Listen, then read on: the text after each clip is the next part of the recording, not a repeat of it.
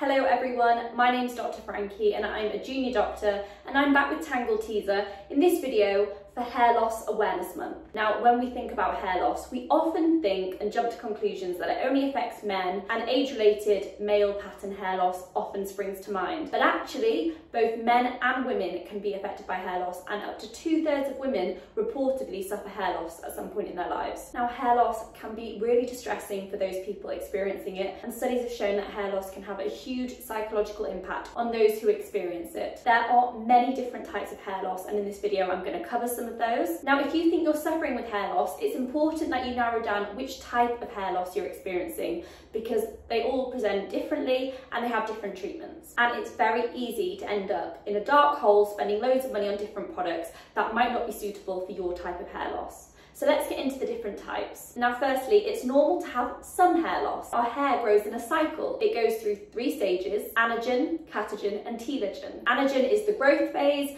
and telogen is the resting phase. And when you're in that telogen phase and your hair is resting, you might shed some hairs. It's normal to shed around 50 to 100 hairs a day. So if you do brush your hair and a little bit of hair falls out in your hairbrush, that's completely normal. One of the main causes for hair loss is actually dietary insufficiencies. And dietary insufficiencies is a common cause because, put simply, hair is a non-essential tissue. So when you eat and consume nutrients, your body will use up those nutrients for all the essential tissues first, at the expense of non-essential tissues such as your nails and hair. So if you are deficient in a certain nutrient, then your hair is going to be the last tissue to get access to that nutrient. A common nutritional deficiency, particularly in women, is a ferritin deficiency, and this can sometimes be through dietary insufficiencies, but also iron deficiency through menstruation. That being said, it's important that you get your levels checked by your own doctor before you label yourself as iron or ferritin deficient. And indeed, your value or ferritin stores might be within the normal range, but it might still not be adequate enough for optimal hair growth and to prevent hair loss. So that should be one that you check with your doctor. Moving on to cause number 2, hormonal changes can also cause hair loss. One of the most common ones is a thyroid hormone deficiency, what we call hypothyroidism. This can present as hair thinning or hair loss, but also usually has other symptoms, as thyroid hormone has a big physiological role in your body. And of course, as women approach the menopause and we see a reduction in the hormone estrogen,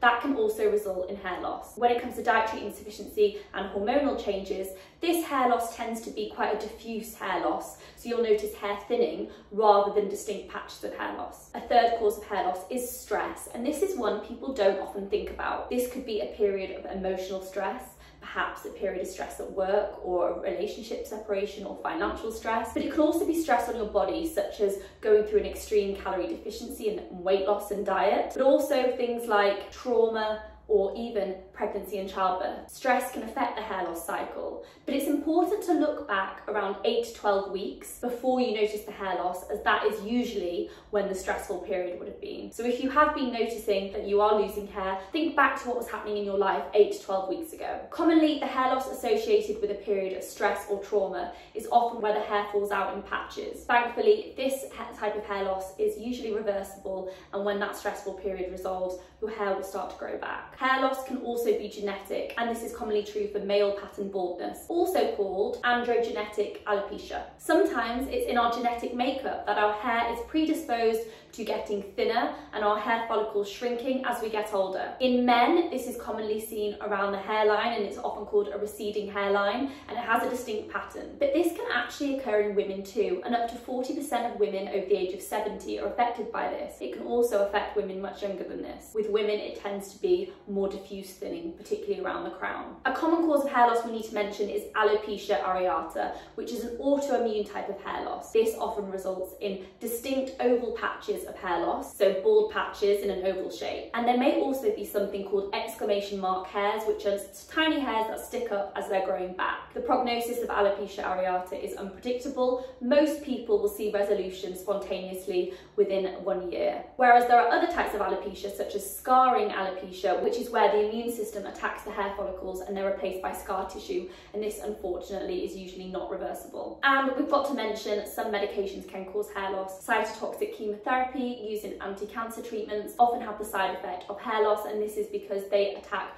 rapidly dividing tissue, so they attack hair during that catagen phase. This is often full hair loss, but will often grow back when the treatment's stopped. So what can you do to prevent hair loss? The most important thing is to go to the doctor doctor and make sure you don't have an easily treatable cause. They can check your bloods and make sure you're not deficient in iron or thyroid hormone, for example. You can take all the supplements you want, but if it is something like thyroid hormone, you need prescribed medication from the doctor, and taking a generic hair supplement won't help. Menopause-related hair loss may be improved with HRT, hormone replacement therapy, and if it's alopecia areata, there are some dedicated treatments such as topical steroids that can be applied to the area. It's also important to minimize stress in your life. Make sure you're eating a healthy, balanced diet which has enough protein in, because hair is made by a protein called keratin, and replace any dietary insufficiencies you may have. And it's important that you aim to try and get this replacement through food and a variety of healthy food choices, as opposed to only relying on supplements. Supplements should be an addition rather than a replacement for a healthy, balanced diet. And of course,